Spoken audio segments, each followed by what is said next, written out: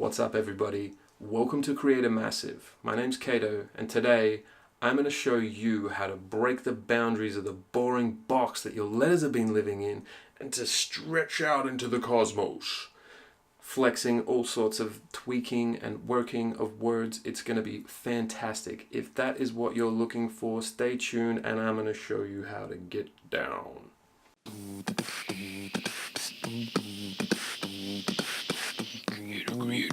Create a Massive.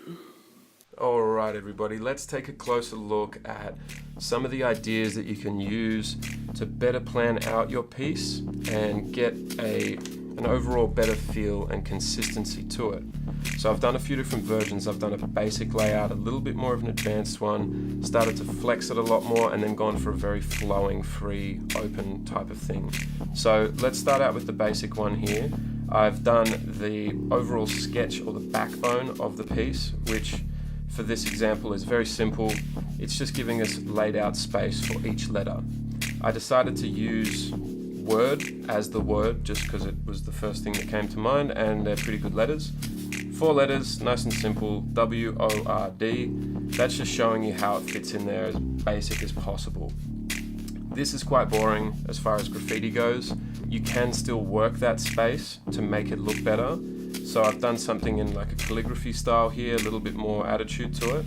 It's still sitting inside those boxes, but it's just starting to move outside of them. Those boxes are just used for reference as far as spacing and the overall layout of the letters.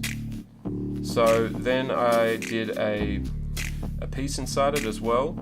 So here, I mean, it still looks okay, but it's just very flat.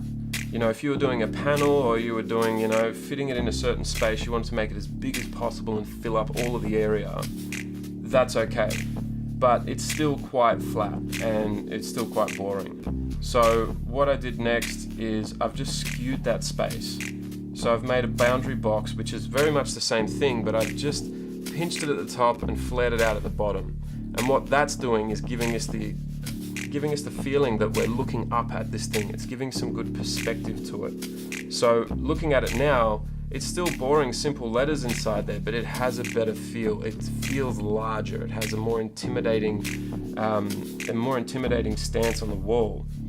So let's have a look at some calligraphy on top of that as well.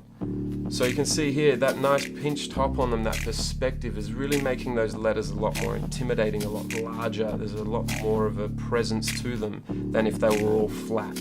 But again, they're all just using that base, that framework underneath as reference and balance. So let's have a look at a piece on top of there as well. So straight away, working on top of a framework which is a little more interesting, it's going to help your mind think a little bit differently. It's going to help you squeeze your letters into these spaces and start working within a simple framework instead of having to try and etch it out as you go and hope for the best. Alright, let's have a look at the next one. The next one I've flexed a lot more. It's a lot more of a dynamic shape. Let me just get rid of that. Alright, so this one here, a lot more angular, a lot more distorted.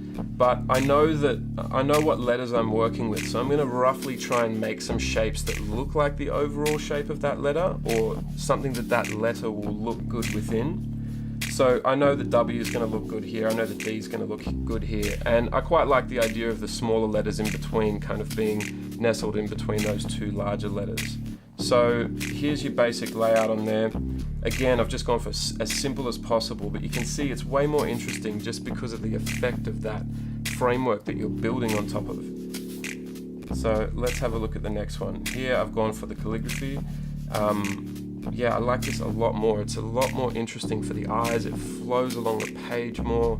It's a lot more dynamic. And again, you know, just using that box as a reference, not as, you know, a rule that you have to sit inside of. I've made the O a little bit smaller, I've made the R a bit bigger because I know the top of the R is nice to swing in on top, so that's kind of tucking it all in there. Looks a lot nicer. I've also done a piece within there as well. Again here, you know, there's the R tucking around the O, looking for ways that you can kind of lock things together and make them look like there's a little bit more harmony within your piece, a little bit more rhythm. I've pushed things outside of the boundary boxes here, but overall it's working, it's pretty much on top of that boundary box. You could quite easily come back in here and pull some little pieces off, just following these lines, you know. You can make it a little bit more interesting and add some little bits and pieces around the edge to wild style it up. Alright, let's have a look at the last one, which is a lot more flowing. It's sketched out, it's quite different, but usually this would be how I would lay out an overall space that I want to take up. So you can see here it's very light and sketchy, but it's very good for laying down some attitude behind the lines, a little bit more emotion of how you want it to look and feel. So I haven't done the basic letters on top of that because it's just boring now.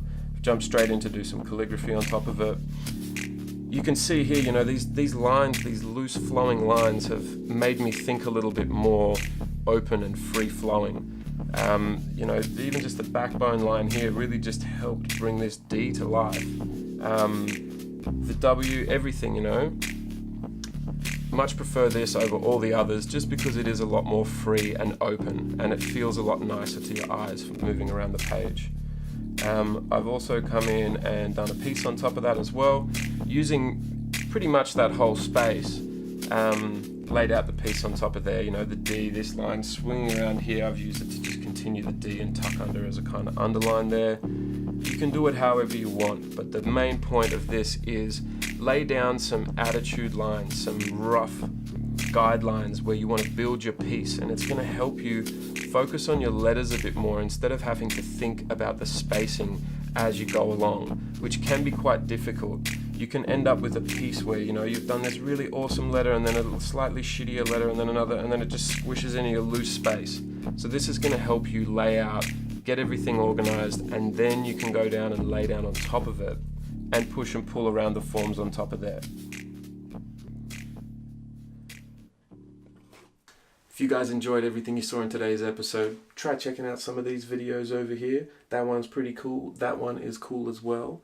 And if you want to stay up to date with all my videos, hit that subscribe button like you mean it. And you're going to have all of my videos delivered directly to you on the back of a pterodactyl. No, seriously, it's going to be pretty cool. Hit that like button if you genuinely do like what I'm doing here. I appreciate it very much, and I will see you next time on Creator Massive.